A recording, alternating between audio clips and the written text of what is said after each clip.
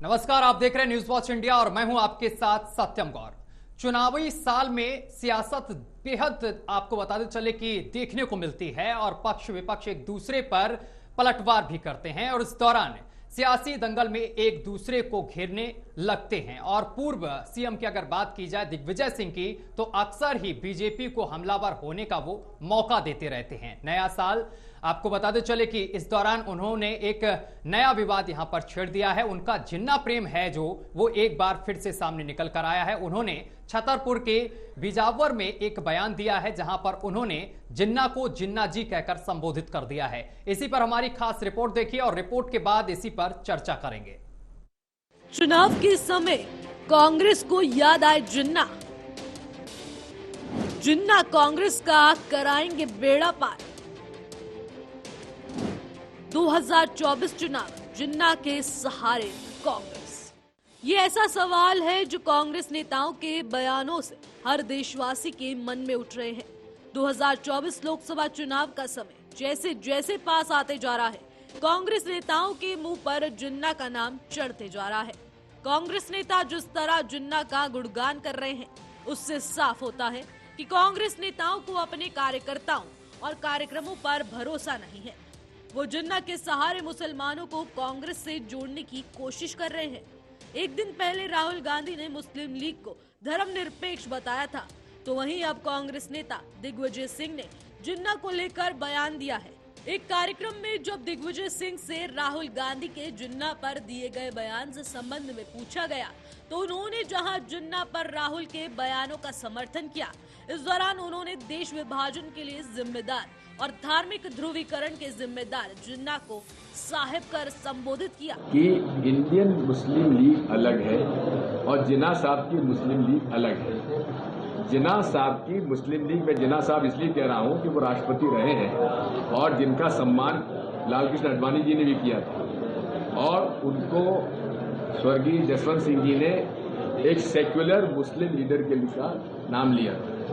वो मुस्लिम लीग जिन्ना वाली मुस्लिम लीग थी, ये इंडियन मुस्लिम लीग उसमें शामिल नहीं है। और अमित मालवीय कितना झूठ बोलता है, मुझसे पूछो ना, रोज झूठ बोलता है अमित मालवीय, उससे बड़ा झूठा कोई होगा नहीं। दिग्विजय सिंह के बयान के बाद कांग्रेस बीजेपी के निशाने पर आ गई है।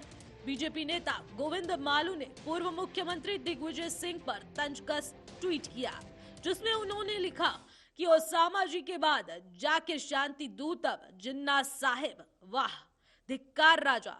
वायनाड की मुस्लिम लीग हो या जिन्ना की, कांग्रेस उसकी स्लीपर सेल ही तो है। ये पहला मौका नहीं है जब दिग्विजय सिंह ने इस तरह का बयान दिया हो। इससे पहले दिग्विजय सिंह ओसामा को ओसामा जी कहकर संबोधित कर चुके हैं।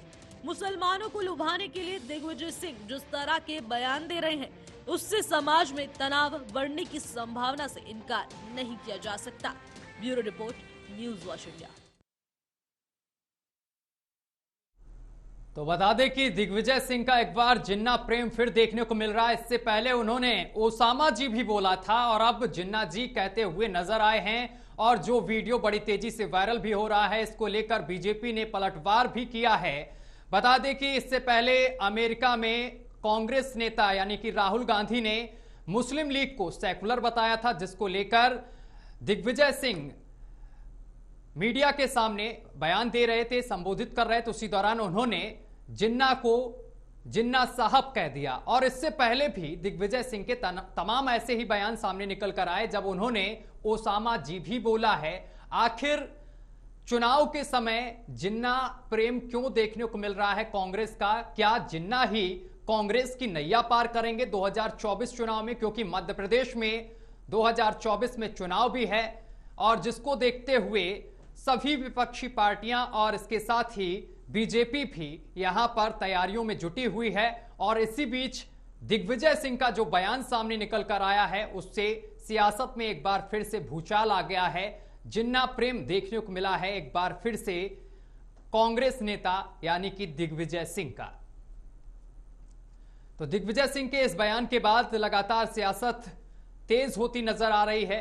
बीजेपी इसको लेकर लगातार सवाल खड़े कर रही है कि आखिर दिग्विजय सिंह जिन्ना को जिन्ना साहब क्यों कह रहे हैं? क्या जिन्ना साहब कहकर मुसलमानों को लुभाने की कोशिश की जा रही है दिग्विजय सिंह की तरफ से? क्योंकि मध्य प्रदेश में चुनाव भी है, और क्या जिन्ना प्रेम ही कांग्रेस की नैया पार करेगा? यह सबसे बड़ा सवाल है।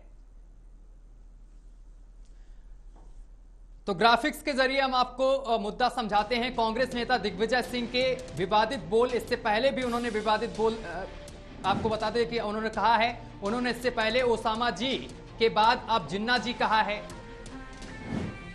दिग्विजय सिंह का जिन्ना प्रेम मुसलमानों के सहारे कांग्रेस, ये बड़ा सवाल है। जिन्ना को जिन्ना जी कहकर संबोधित किया है दिग्विजय सिंह ने, और दिग्विजय सिंह ने जो ये बयान दिया है, इसके बाद सियासत जो है वो छिड़ गई है। क्या जिन्ना लगाएंगे चुनावी नैया पार? कांग्रेस नेता दिग्विजय सिंह के विवादित बोल सामने निकल कर आए हैं। उन्होंने जिन्ना को जिन्ना साहब कहकर संबोधित किया है। ओसामा जी के बाद अब जिन्ना जी, ये दिग्विजय सिंह ने कहा है। दिग्विजय सिंह का जिन्ना प्रेम साफ तौर पर देखने को मिल रहा है चुनाव से पहले। क्या जिन्ना प्रेम ही कांग्रेस की नैया पार करेगा? यह सबसे बड़ा सवाल है। जिन्ना को जिन्ना साहब कहते हुए नजर आए हैं दिग्विजय सिंह, और इससे पहले उन्होंने ओसामा जी भी कहा था एक बयान।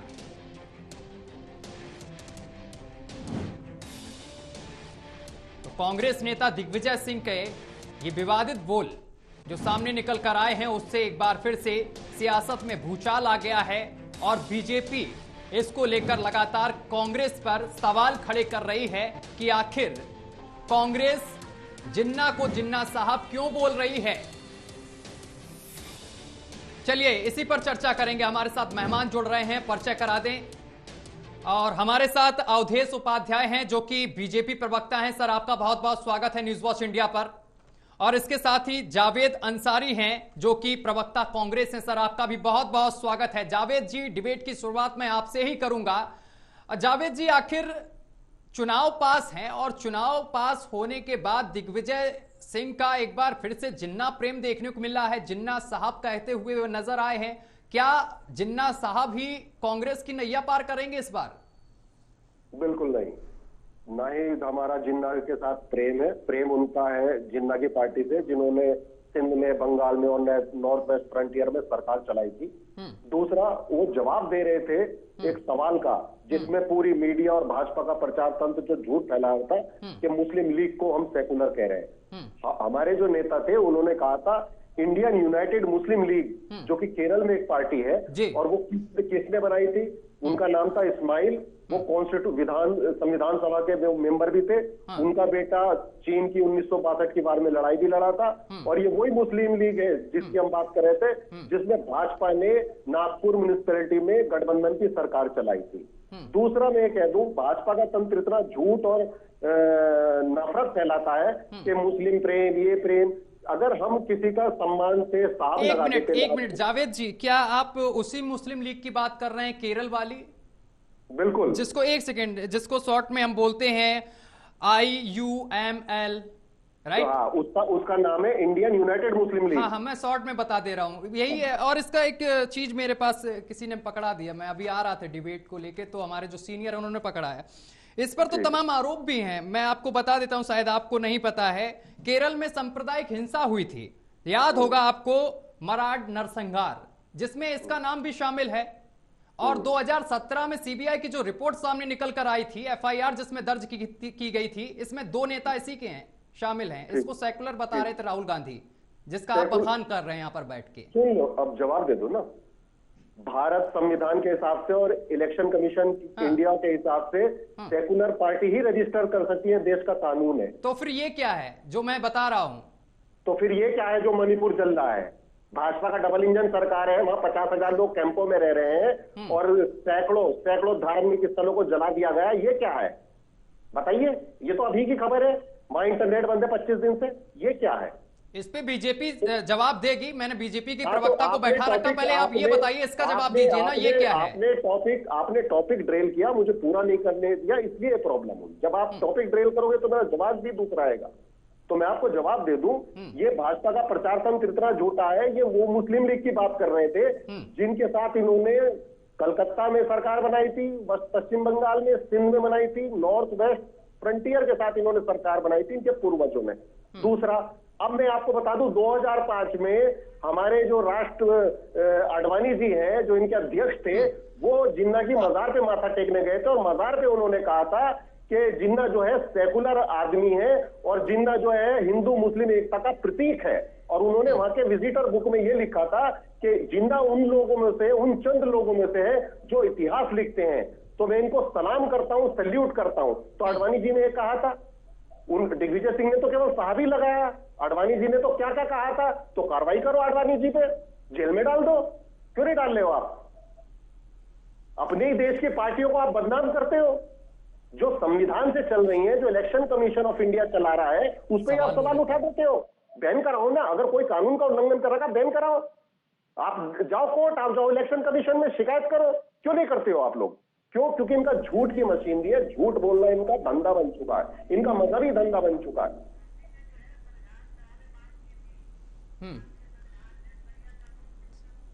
ठीक है, अवधेश जी आवाज पहुंच रही है आप तक? अवधेश जी, अवधेश जी जी, अवधेश जी, आखिर चुनाव के समय जिन्ना प्रेम क्यों कांग्रेस का देखने को मिल रहा है? देखिए पत्रकार महोदय, अभी जिस प्रकार कांग्रेस ने अपना महिमा मंडन किया, अपने नेताओं का महिमा मंडन किया, उनको बचाने की कोशिश की जी, उससे ये पूरी तरह से साबित हो चुका है, पूरा देश ये जान चुका है कि किस तरह से कांग्रेस जो चुनाव आते ही जो है उन्हें पाकिस्तान की याद आती है, उन्हें देश विरोधी जो ताकतें हैं, जो देश को तोड़ने की बात करते हैं, उनकी प्रशंसा करने की बात याद आती है, केवल चुनाव के समय याद आती है। और इससे एक बात और सिद्ध होती है कि कांग्रेस का हाथ हमेशा उन लोगों के साथ रहा है जो देश को तोड़ने की बात करते हैं, चाहे वो जाकिर नायक हो आतंकवादी, चाहे वो आतंकवादी संगठन पीएफआई हो, चाहे जो उग्रवादी हमारे देश में है, जो इनके संरक्षण में उग्रवाद पैदा हुआ हमारे देश में, वो हो। हमेशा कांग्रेस के नेताओं का संरक्षण उन लोगों के साथ रहता है। अब एक बात बताइए, ये बार बार आडवाणी जी को ले आते हैं। अरे भाई, उस समय की परिस्थिति में और आज की परिस्थिति में अंतर तो देखिए आप। आडवाणी जी मेहमान बनकर गए थे पाकिस्तान में,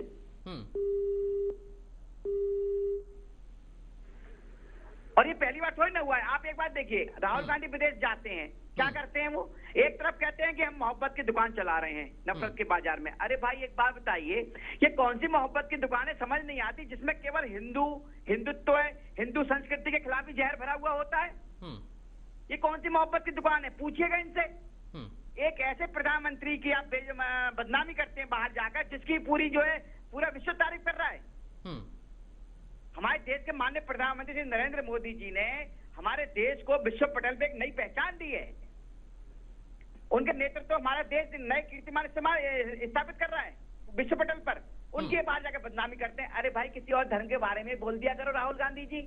ये हमारे प्रवक्ता जी बैठे हैं कांग्रेस के, इन्हें मैं सलाह देता हूँ, राहुल गांधी से कहें जितना ये कड़वा जहर हिंदुत्व के ऊपर, हिंदू संस्कृति के ऊपर उगलते हैं, उतना जहर कभी किसी और धर्म के ऊपर भी उगल के देख लीजिए, मार के बाहर निकाल दे। ठीक है जावेद जी जवाब दीजिए। हाँ, इन्होंने बहुत सारी बातें बोली हैं कि हम आतंकवादियों का संरक्षण करते हैं। पहली बात तो आप टीवी पे आते हो तो आप सोच समझ के बोला करिए। अभी जगह बोलो यार, किस तरह के आदमी बुलाते हो आप? अब जब बीच में बोल रहे तो नहीं बोल रहे। ठीक है अवधेश जी, ठीक है ठीक है सर, ठीक है जावेद जी जवाब दीजिए। ठीक है अवधेश जी जवाब ले लेता हूँ। ठीक है सर, जब मेरा जवाब देने का नंबर आ रहा है तो आप बीच में बोल रहे हो। अरे पहली बार बैठना है डिबेट में, बीच में मत बोलो ना। मैंने आपको अवधेश जी ठीक है जवाब ले लेता हूँ। धैर्य से सुनो। आपने कहा हम संरक्षण करते हैं आतंकवाद का। मालेगांव ब्लास्ट की जो आरोपी है, जो 9 साल जेल की हवालात में थी, वो सांसद है आपकी, है या नहीं है? है या नहीं है बताओ? अरे भाई इस बात किसी है या नहीं है ये बताओ? है आतंकवाद की आरोपी जेल में 9 साल जेल में काटता है या नहीं है? हिंदुत्व का अपमान कौन करता है या नहीं है? आप जैसे लोग करते हैं, आप जैसे लोगों की वजह से देश में जो है देश आतंकवाद के आरोपियों को आपने सांसद बना रखा है और शर्म आपकी खत्म हो गई आंखों की। आरोप बीजों के लगाते हो, आंखों की शर्म खत्म हो गई आप लोगों की। आतंकवाद में जो मोहन जेल काटता है वो सांसद में बैठा और आरोप हम पे लगा रहे हो आप। देश में नहीं, पूरे बेशरम कांग्रेस पूरे बेशरम, सबसे ज्यादा झूठ बोलने का काम कर रहे हो आप। पूरा मणिपुर जला पड़ा है, 288 लोगों की मौत हो गई एक्सीडेंट में।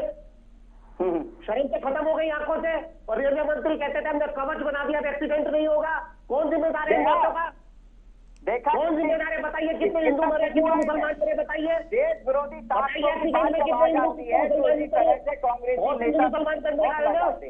कांग्रेस के नेता बौखला जाते हैं, बौखला नहीं जाते, आपके सामने होता है। बताइए कौन हिंदू कौन मुसलमान कितने मरे बताइए। उनके साथ होता है। चीन में हिंदू मुसलमान करते आप देख सकते हैं। शर्म खत्म हो गई आपको की आपकी। बौखलाए हुए हैं। आपको मैंने उदाहरण दिया ना, इस टाइम इनका नाम क्या है? जियारत पे जाके नमाज पढ़ रहे हो उसकी और आरोप हम पे लगा रहे हो। अरे नमाज आप पढ़ेंगे, मेरा क्या मतलब? मेरा क्या मतलब? अडवाणी जी को जेल में पढ़िए। आपके वो लोग हैं जो महात्मा गांधी का एक एक करके बात रखिए, ठीक है। अपमान करते हैं राष्ट्रपिता का। आप नातू को रातूराम का महिमा मंडन करते हो। ठीक है, शर्म करो, आंखों से शर्म खत्म हो गई आपकी। देश को तोड़ने वालों को साथ तो हाथ देते हैं। देश तोड़ने वाले संसद में बैठे हैं, देश बेचने वाले संसद में बैठे हैं, देश बेचने वाले लोगों को मणिपुर जल रहा है, देश को आप तोड़ रहे हैं। 2 समुदाय में लड़ाई चला रखी है मणिपुर में। कौन तोड़ रहा है देश को?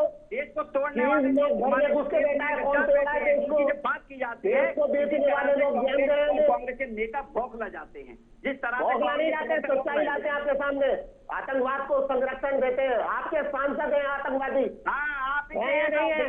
9 साल जेल काटता है या नहीं काटता है बताइए। आतंकवाद ठीक है जावेद जी, जावेद जी, ठीक है, ठीक है जावेद जी, मेरा सवाल आपसे। सवाल ये है ना, आप सभी डिबेट करो ना, सोच समझ के बोलो। ठीक है सर। चंदा आता है। आडवाणी जी को पकड़िए, इसको आडवाणी को, जो वहाँ मजार में माथा टेक रहा था, कह रहा था जिन्ना सेकुलर है, जिन्ना सेकुलर है। क्यों कह रहा था आडवाणी? बताइए। उससे चंदा लेती है कांग्रेस पार्टी जाके। अरे चंदा लेते हो आप? अडानी के दलाल हो आप। अरे अडानी के दलाल हो आप। नौकर हो आप अडानी का, चपरासी बना के रख दिया आपने। अडानी का जो है, जो राजस्थान में कांग्रेस सरकार चल रही है। अरे छोड़ो राजस्थान, ये बताओ एक्सीडेंट में वो तो कह रहा था हमने कवच बना दिया रेल मंत्री। बताओ नहीं होती यार। ठीक, कवच बना दिया था आपने तो रेलों का कि 400 मीटर पहले। जावेद जी, पहले सवाल का जवाब तो दीजिए। आप डिबेट को इधर उधर ले जा रहे हैं, मुद्दे से भटका रहे हैं। पहले ये बताइए जावेद जी, आपको जिन्ना से दिक्कत भी है और जिन्ना को साहब भी बोल रहे हैं, और इससे पहले ओसामा जी भी बोला गया था। आखिर ये शब्दों का प्रयोग क्यों किया जा रहा है और इतना प्यार क्यों फट रहा है कांग्रेस का? ठीक है, मैं पहले तो किसी को अगर सम्मान देना, किसी का नाम में साहब लगा देना क्या गलत है? जब अडवाणी, मैंने आपको उदाहरण दिया, अडवाणी जी उनको कह रहे हैं सेकुलर है और हिंदू मुस्लिम एकता का प्रतीक है, तो इससे बड़ा तो स्टेटमेंट ये है, बताइए। और दूसरा मैं इनको कहना चाहूंगा कि अनर्गल बयानबाजी मत करा कीजिए, सभ्य तरीके से बोला करिए कि संरक्षण करते हैं, हम संरक्षण कर रहे हैं आतंकवादियों का। पूरा मणिपुर जल रहा है। आपके मुख्यमंत्री कह रहे हैं कि 40 आतंकवादियों को हमने मार दिया, और सीडीएस कह रहे हैं कि ये आपस की लड़ाई है, लॉ एंड ऑर्डर की सिचुएशन है। क्या बना दिया आपने देश को? मुख्यमंत्री कह रहा है आतंकवादी मार दिए हमने 40, और सीडीएस चीफ ऑफ डिफेंस है वो कह रहे हैं कि आतंकवादी नहीं है, आपसी लोगों की लड़ाई है, हम तो केवल सुलझाने आए हैं। आपके मंत्री, मुख्यमंत्री, प्रधानमंत्री सब झूठ बोलते हैं, ऐसे आपके प्रवक्ता है। कुछ तथ्यों पे बात करिए मेरे भाई। अवधेश जी एक सेकंड के वापस आएंगे आपके पास, एक एक करके पहले सवाल पूरा हो जाए, जवाब पूरा हो जाए। एक्सीडेंट हुआ, 288 लोगों की मौत हो गई, बताइए कितने हिंदू थे? बहुत हिंदू मुस्लिम करने का ज्ञान है, बताइए, बता दीजिए। लेकिन सवाल ये है कि सभ्य भाषा रखोगे, मैं भी सभ्य रहूंगा, फिर मैं भी आपको छोड़ूंगा नहीं। ठीक है जावेद जी, बात पूरी होगी आपकी। आप सवाल पूछिए सत्यम। सवाल मैंने पूरा पूछा था आपसे, 2 बार मैंने पूछ लिया, लेकिन अभी तक जवाब नहीं मिल पा रहा आपके पास से मुझे। मैं आपसे ये पूछ रहा हूं कि जिन्ना को साहब कहना और ओसामा को जी कहना, आखिर ये सब चीजें क्यों लगाई जा रही? एक बार तो है नहीं कि जबान फिसल गई होगी, लेकिन बार बार ऐसी चीजें सामने निकल कर आ रही हैं। नहीं, मैंने कहा कि अगर हमारे राष्ट्रपिता हैं, अगर कोई दूसरा देश का नेता उनको जी लगा देता है तो उसमें गलत है? भाजपा के लोग अपने राष्ट्रपिता का सम्मान नहीं करते हैं, मैं आपको वीडियो भेज सकता हूँ, सुधांशु त्रिवेदी जिनने सांसद है और संविधान की शपथ ली। वो अच्छा ठीक है, तो ओसामा को क्यों जी लगाया गया भाई? ओसामा छोड़िए, वो तो मर गया है, आतंकवादी था, मर गया है। तो उसको जी क्यों लगा के संबोधित किया गया? त्रिवेदी तो मानता ही नहीं है कि राष्ट्रपिता है, किसने बना दिया राष्ट्रपिता? जावेद जी ठीक है, मान कर रहे हैं ये लोग तो। ठीक है, आप जिन्ना को जी बोलें, साहब बोलें, ठीक है, लेकिन ओसामा को क्यों बोलेंगे जी? वो तो मर गया, आतंकवादी था, खत्म कहानी। तो जी बोलेंगे? कौन बोल रहा है जी? हम तो नहीं बोल रहे, कांग्रेस ही बोलती है। अरे बोल रहे कोई सब इस देश आजाद है, कोई किसको जी बोल रहा है? अगर कोई धारा का, कानून का, संविधान का उल्लंघन हुआ तो फांसी पे टांग दो। अवधेश जी ठीक है, अवधेश जी क्या जिन्ना को जी और ओसामा को जी बोलकर अब संबोधित किया जाएगा इस देश में? भाई देखिए, अब तो बहुत सोच समझ के बोलना पड़ेगा कि कांग्रेस के जो नेता हैं वो बौखला जाते हैं जब देश के गद्दारों की बात होती है, तो इनका रिश्ता पुराना है। देश का गद्दार वो है जो सांसद में बैठा है आतंकवाद के केस में। देश का गद्दार वो है, देश का गद्दार डीआरडीओ का प्रदीप बलूकर। जावेद जी एक सेकंड, जावेद जी एक सेकंड, एक एक करके सुन लीजिए जावेद जी। आरएसएस का आदमी है नहीं है प्रदीप पोलोकर, डीआरडीओ का डायरेक्टर। आरएसएस का आदमी जावेद जी देखिए, आरएसएस का आदमी। जावेद जी अपनी बारी का इंतजार करिए, देखिए आपकी बारी में वो नहीं बोले ना, अवधेश जी को मैंने चुप रखा।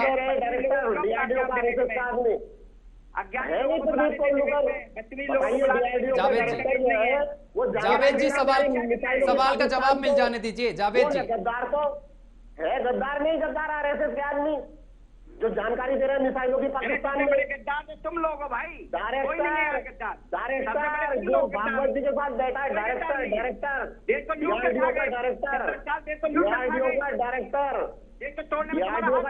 जानकारी दे रहा है पाकिस्तान को, गद्दारों को क्या कर रहे हो आप? आपकी पार्टी है, डीआरडीओ का डायरेक्टर पाकिस्तान को जानकारी दे रहा है आपके सामने, चौकीदार की नाक के नीचे।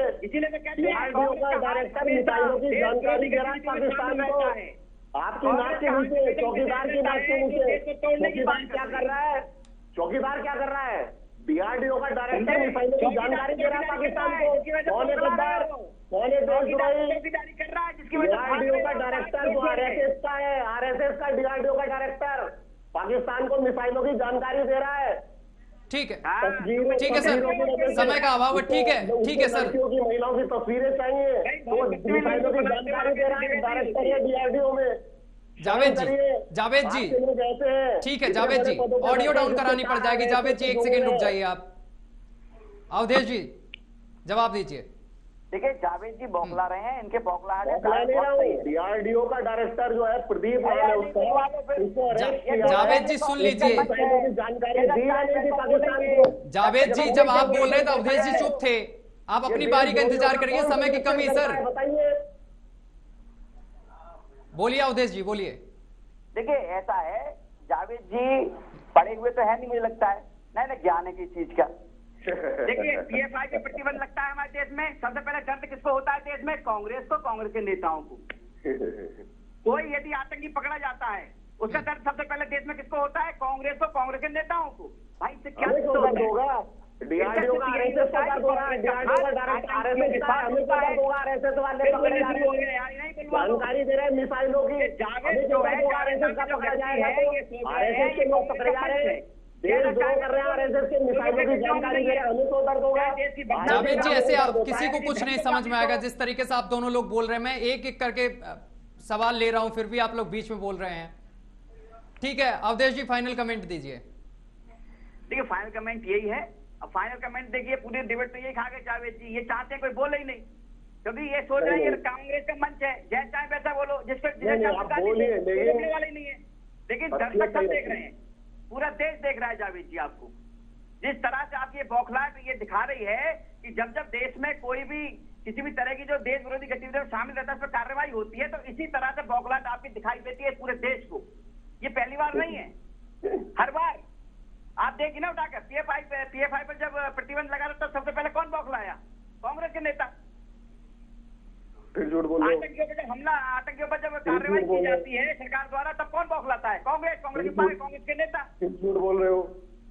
ठीक है, बात तो खत्म कर दिया था आपने काम आपका है, ठीक है जावेद जी, ठीक है सर, ठीक है अवधेश जी, ठीक है जावेद जी फाइनल फाइनल प्रतिक्रिया दीजिए। फाइनल में यही कहना चाहूंगा, जो आरएसएस भाजपा के लोग हैं इतना झूठ बोलते हैं। इनका आरएसएस का बहुत बड़ा प्रचारक है प्रदीप करके, डायरेक्टर है डीआरडीओ में, वो मिसाइलों की जानकारी पाकिस्तान को दे रहा था। इन्होंने कहा कि आतंकवाद का संरक्षण करते हैं कांग्रेसी। तो मैं पूछना चाहता हूं, जो प्रज्ञा ठाकुर है वो 9 साल जेल की हवालात में बिता के आई हैं, वो मालेगांव ब्लास्ट की मुख्य आरोपी हैं, वो आप किसका संरक्षण कर रहे हो? मणिपुर जल रहा है, मणिपुर जल रहा है, 50,000 लोग कैंपों में रह रहे हैं, वहां पे 2 कम्युनिटीज में लड़ाई करा दी इन्होंने। और मुख्यमंत्री बीरेंद्र सिंह कह रहे हैं कि 40 आतंकवादी हमने मार दिए, और चीफ ऑफ डिफेंस सर्विसेज जो है वो कह रहे हैं कि कोई आतंकवादी नहीं था, यहाँ पे कोई काउंटर इंसर्जेंसी नहीं थी। तो ये इनका झूठ है, बस झूठ बोलो, बार बार बोलो। वो नारा दिया है मोदी जी ने, उसको ये साकार करने में अवधेश जी, जिस प्रज्ञा सिंह ठाकुर की बात कर रहे हैं उसको अदालत ने बरी किया है, बाइज्जत बरी किया है। किसको किया है? अवधेश जी, अवधेश जी से मैं सवाल ले रहा हूँ। क्या बोलूं ये बताइए, आपने ऐसे किसको बाइज्जत बरी किया है? जो किसी को बोलने नहीं दे रहा, बताइए आप। जावेद जी 1 सेकंड रुक जाइए, जावेद जी 1 सेकंड रुक जाइए। खुद प्रज्ञा सिंह ठाकुर को, अरे वो अभी तो केस चल रहा है, अभी तो बेल पे बाहर है, वो कौन कह रहा बाइज्जत बरी किया? गलत जानकारी मत दीजिए। बोलने आ जाते हैं तो एक तरह जो सिखाता है पीछे वाला, कोई भौंकने शुरू कर देते हैं अपना। वो भौंकने का काम आपका है, वो आईटी सेल करता है, भौंकने का काम आपका है। ये गलत भाषा इस्तेमाल मत करो, ये भौंकने का काम यहाँ मत करो, ये भौंका भौंकी यहाँ मत करो। देख रहे हैं कौन काम क्या कर रहा है, आपको बताने की आवश्यकता नहीं है। अवधेश जी बोलिए। देखिए ऐसा है, जिस तरह से जावेद जी बता रहे हैं, प्रज्ञा ठाकुर जी की बात करी, वो प्रज्ञा ठाकुर जी को फंसाया किसने था? इन्हीं की सरकार थी उस समय। झूठे आरोपों में किसने अंदर करवाया? उन्होंने करवाया। जो बम ब्लास्ट कर अब क्या हुआ, कोर्ट के द्वारा अभी तो केस से बरी भी नहीं, बरी किया है। कोर्ट का ऑर्डर तो आने दीजिए, दिखाइए तुम ही बोल लो फिर यार, क्या जरूरत है किसी को बोलने की? अवधेश जी रुक जाइए, अपनी बारी का इंतजार करिए। जावेद जी, अवधेश जी आप बोलिए, बात पूरी करिए। ये केवल इन्होंने पिछले 70 सालों में यही किया है, देश को तोड़ने का काम किया है, देश के जो तोड़ने वाले उनको साथ दिया है। देश को तोड़ने का काम आप लोग कर रहे हैं, मिसाइलों की जानकारी दे रहे हैं, पूरा डायरेक्टर मिसाइलों की जानकारी दे रहा है, घुस के बैठा है, और मोदी जी कह रहे हैं कोई आया है, कोई विचारधारा चल रही है देश में। मणिपुर में क्या हो रहा है? चलिए, आप दोनों मेहमानों का बहुत बहुत शुक्रिया हमारे साथ जुड़ने के लिए, और माफी चाहते हैं क्योंकि समय की कमी थी, इस वजह से इस डिबेट को यहीं रोकना पड़ा। तो बता दें कि पूर्व सीएम दिग्विजय सिंह ने जो बयान दिया है, इसके बाद जो सियासत है वो लगातार जारी है। बीजेपी इसको लेकर लगातार कांग्रेस पर निशाना साधे हुए है। फिलहाल देखने वाली बात होगी कि इस पूरे मामले को लेकर क्या कुछ निचोड़ निकलकर सामने निकल कर आता है। बता दें कि मध्य प्रदेश में 2024 में चुनाव होना है, और चुनाव से पहले इस तरीके से कांग्रेस का जो बयान सामने निकल कर आया है, जिस तरीके से दिग्विजय सिंह ने कहा है जिन्ना साहब, उसको लेकर अब सियासत तेज होती चली जा रही है। फिलहाल मेरे साथ अभी के लिए बस इतना ही। देश दुनिया की तमाम खबरें देखने के लिए देखते रहिए न्यूज़ वॉच इंडिया।